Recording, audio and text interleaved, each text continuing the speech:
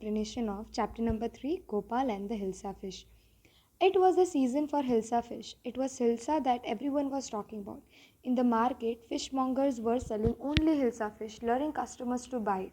Even in the royal court, courtiers were talking about Hilsa. Hilsa fish का season था, हर जगह सारे ही लोग सिर्फ और सिर्फ हिल्सा फिश की बातें कर रहे थे। जो फ़िश बेचने वाले होते थे ना, वो भी सिर्फ और सिर्फ हिल्सा फिश ही बेच रहे थे और कस्टमर्स पागल हो रहे थे हिल्सा फिश को ख़रीदने के लिए। और फिश सेलर्स उनसे बड़ी बड़ी अमाउंट ले रहे थे। इवन जो किंग का जो रॉयल कोर्ट था, वहाँ पे जितने भी दरबारी थे, वो लोग भी सिर्फ और सिर्फ किसकी बातें कर रहे थे? हिल्सा फिश के बारे में।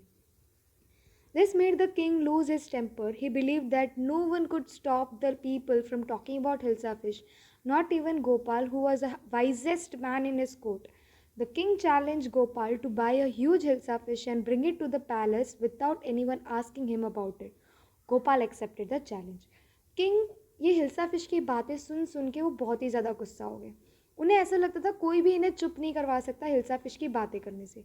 इवन उनके जो दरबार में सबसे जो समझदार था गोपाल, वो भी इन्हें चुप नहीं करा सकता था। तो गोपाल ने किंग से कहा कि वो चुप करवा सकता है। अगर गोपाल चाहे तो वो इन्हें चुप करवा सकता है, वो इन्हें हिल्सा फिश की बातें करने से रोक सकता है। तो किंग ने क्या किया, उन्होंने गोपाल को चैलेंज दे दिया।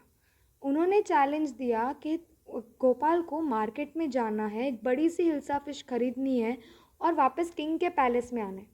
बट वो जब किंग के पैलेस में आ रहा होगा, रास्ते में कोई भी उससे हिल्सा फिश के बारे में पूछना नहीं चाहिए। और गोपाल ने क्या किया, वो चैलेंज को एक्सेप्ट कर लिया। After a few days, Gopal shaved beard from half of his face and smeared ash on himself. He wore rags and looked disgraceful. His wife was shocked and asked him not to leave home like this. But Gopal kept on telling her that he was going to buy a huge hilsa fish. थोड़े दिन निकल गए, गोपाल ने क्या किया, अपना मुंह आधा शेव किया, अपने मुंह में सारी राख लगा दी और फटे पुराने कपड़े पहन लिए। एकदम वो बोलते हैं ना, पागल इंसानों जैसे पूरा लग रहा था।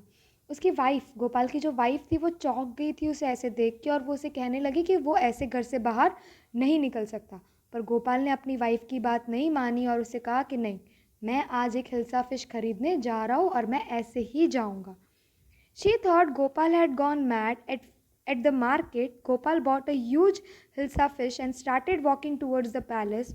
No one noticed the fish, but everyone was looking at Gopal walking strangely with his shabby clothes. People called him mystic and mad.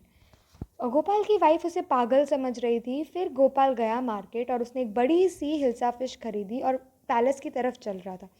जब वो पैलेस की तरफ जा रहा था तो किसी ने भी उसके हाथ में जो फ़िश थी वो किसी ने भी नोट नहीं की, पर सब ने उस देखा कि उसने अपने मुंह आधा शेव कर रखा है, मुंह पे सारी राख लगा रखी है, फटे पुराने कपड़े पहन रखे। तो लोग उसका मजाक उड़ाने लगे उसके कपड़ों को देखकर और उसे पागल बुलाने लग गए। He went to meet the king but was stopped by the guards. He started dancing and singing loudly in front of the royal palace.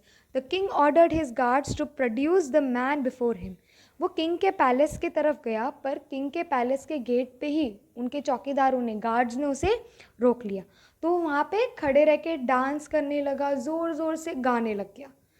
और किंग ने ऑर्डर किया उसके गार्ड्स को कि वो जो आदमी है उसे अंदर ले आया जाए। Everyone in the court was shocked seeing Gopal dressed up like a mad.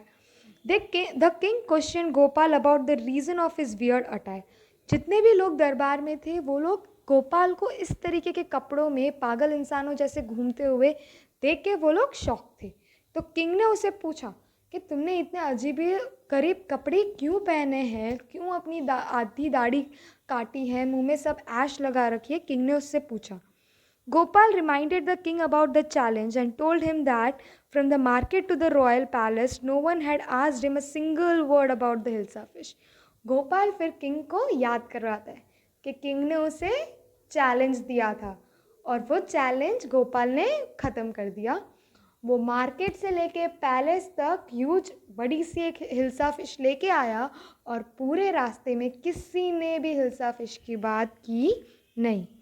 The king burst into laughter and accepted that Gopal had done the impossible once more. King ने जैसे ही ये सुना वो ज़ोर से हंस पड़े और वो बोला कि नामुमकिन को वापस से गोपाल ने क्या कर दिया है, मुमकिन। So, this was your chapter number 3. I hope you understood well. Thank you.